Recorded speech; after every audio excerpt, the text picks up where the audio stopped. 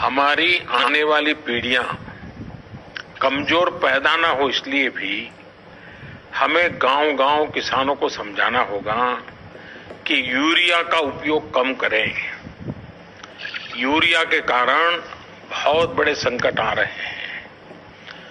Urea से हमारी मिट्टी, हमारे जल, उस पर बहुत विपरीत असर होता है।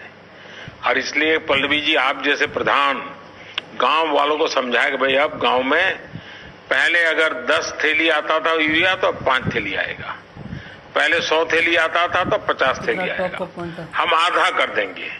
आप देखिए पैसा भी बचेगा और ये हमारी धरती माता भी बचेगी। तो मैं चाहूंगा कि जब पंजाब के किसानों से बात हो रही है और पल्लवी जैसे प्रधान से बात हो रही है, तो मुझे पक्का विश्वास है कि आप ये काम करोगी और मेरी तरफ से आपको बहुत बधाई, बहुत शुभकामनाएं। आइए हम महाराष्ट्र चलते हैं। भोले भाले किसान अधिक उत्पादन के लालच में फंसकर रासायनिक खाद व कीटनाशकों का प्रयोग करने लगे। बैलों की जगह ट्रैक्टर से जुताई होने लगी। शुरुआत में कम रासायनिक खादों के प्रयोग से अधिक उत्पादन हुआ। धीरे धीरे रासायनिक खादों के प्रयोग के कारण भूमि की उर्वरा शक्ति क्षीण होने लगी, जिसकी वजह से उत्पादन घटने लगा तथा फसलें कमजोर होने लगी। फसलों के कमजोर होने के कारण उनमें रोग व कीट लगने लगे। रोग व कीटों से फसल की सुरक्षा के लिए और अधिक कीटनाशकों का प्रयोग होने लगा।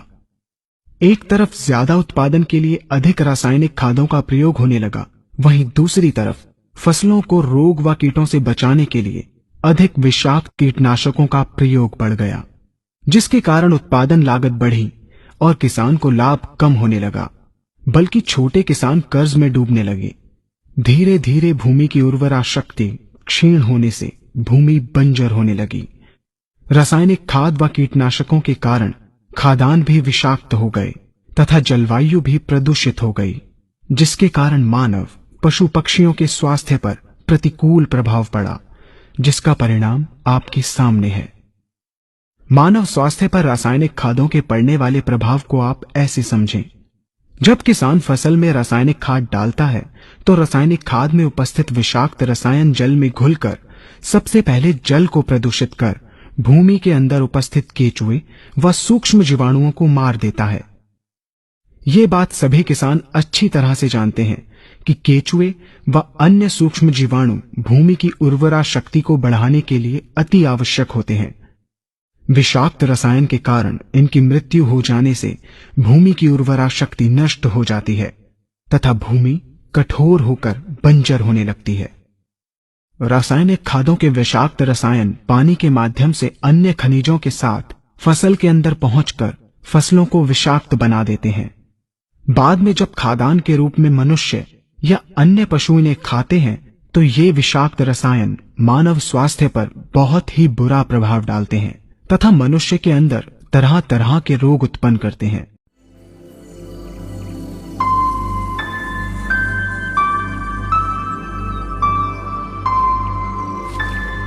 साथियों नमस्कार। आप जानते ही हो कि हरित संजीवनी एग्रो प्रोडक्ट की श्रृंखला में कई सारे प्रोडक्ट हैं, जैसे Harit Sanjivani, Spraymax 85, Garden Gold, Sure Sugar, rapid.